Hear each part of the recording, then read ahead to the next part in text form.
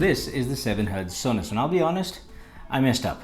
This came across my desk for review months ago and I never got around to it because a number of things come across my desk for review, which is a great problem to have, but over 90% of them are just not that great. So you have to pick and choose, and for some reason, I just never got around to this one. That was until yesterday. It was in my to-do shelf and I had to do, so I did. I took it out and I went in blind. I didn't know the price point, never looked it up, didn't know the driver configuration, never looked it up. On purpose, because I did not want to know. I just wanted to try the IEM on and see what I felt without any biases, so I did. And here's what I found out. Now, the first thing I noticed was that the bass was okay. It wasn't bad, but it wasn't fantastic. Now, this comes down to the price and what I can expect. If the $20 IEM, that's not bad, although for $25, the Kiwi or Dolce genuinely felt a league above when it comes to bass compared to everything else I've heard in that price point. This one was a little more fuzzy, a little more mid-bass focused rather than sub-bass focused, at least for my ears, and I left it at that. Fine, the bass is okay. What about the mids and the highs? Well, that's where this thing became really interesting, because the first thing I noticed was that it was a very clean sound with excellent separation. Instrument separation was really, really good. Again, I don't know how much this thing costs, but it was ticking a good box there. Great instrument separation, nice soundstage for an IEM, nothing crazy, but also really, really nice mid-range.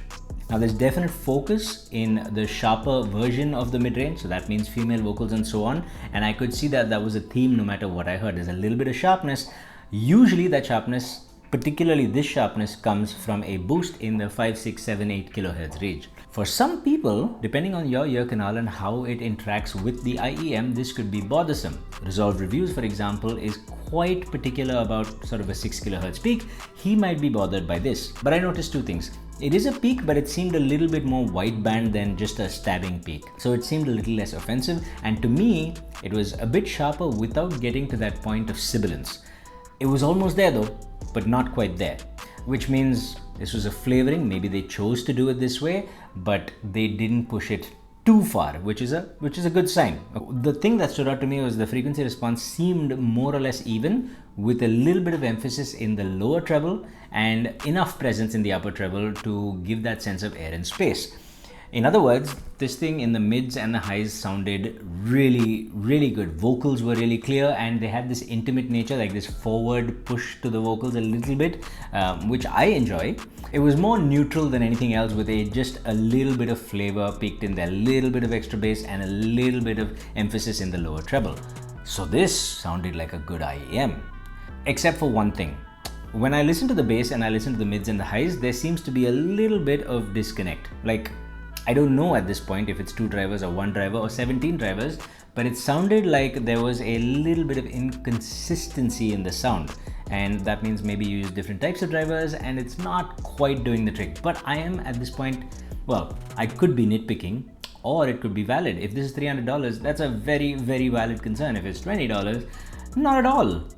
So let's find out more about the IEM. I did. And I found out it was in fact 2 drivers, a dynamic driver and a balanced armature. And I can tell you the balanced armature is doing phenomenal work. From a timbre point of view, I did not find too much reason to criticize. If I was nitpicking, sure, the timbre was maybe a little bit off, but that could just be that push in the 5-7 kilohertz region. You can't say for sure. On the flip side, the bass definitely needed to do a little more work. That dynamic driver needed to work a little bit harder or be a little bit cleaner.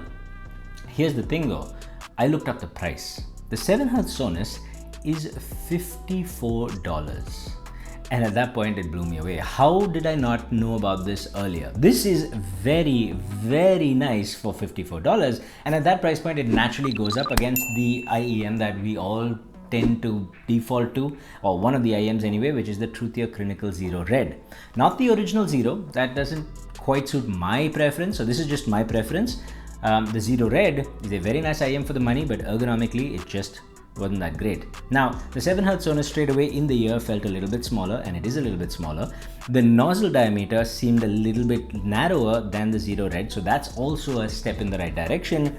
And the frequency response was interesting. So bass on both of them were similar, although I'll say the Zero Red seemed a little bit more sub-bass focused, and this one seemed like it had a little more bass tilt as well as a little more punch in the mid bass. Now, neither of them were amazing for bass, but they're pretty decent, and for the money, I'm not complaining too much. In the mids and the highs, the Zero Red came across, honestly, it's a little more laid back, first of all, and the 7Hz Sonus is a little more excited in its frequency response, in its tuning, and that came across very clearly. But 7Hz has done a fantastic job, because to make it excited, they haven't just pushed it 15 dB up like so many other IEMs do and just ruin everything.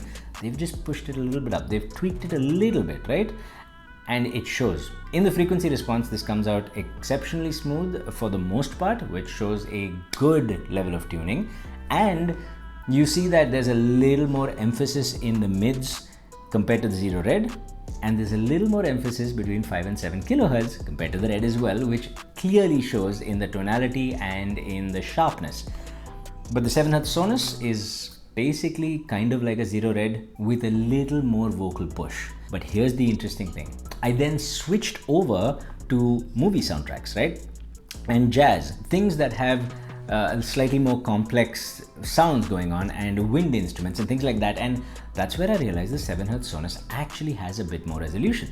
Now, you can be fooled into thinking it has more resolution because of the tweak in the 5-7 kilohertz it has, because it starts emphasizing, it also has a nice bit of treble, so it emphasizes a few finer details just a smidge more than the Zero Red, but the Zero Red is just as resolving for that purpose.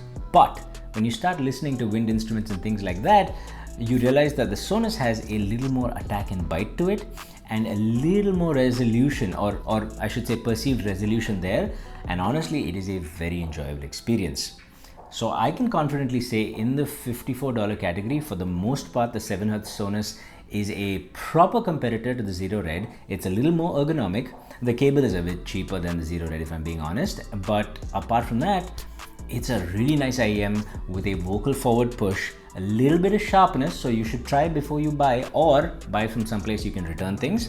And in the upper treble, the Zero Red seems to my ears a little more finely tuned. The Zero Red is a beautifully tuned IEM. But this one is an example of how, if you wanted to push a flavor, you don't push things too hard, you just do a little bit here and there. So yeah, for $54, the 7Hz Sonus is a very easy buy. And as for that mismatch between the balanced armature and the dynamic driver, it's there. I could tell it was there, but it wasn't bothersome as I went on listening. And I think they can do better in the future, but I'm not going to knock them for it at this price. There you have it, the 7Hz Sonus. Now, I will remind you to become YouTube members, because there will be giveaways this year, which you will automatically be enrolled to if you're a YouTube member. That's all I want to say. I'll see you in the next one. Stay happy, stay peaceful, and stay colorful. Namaste.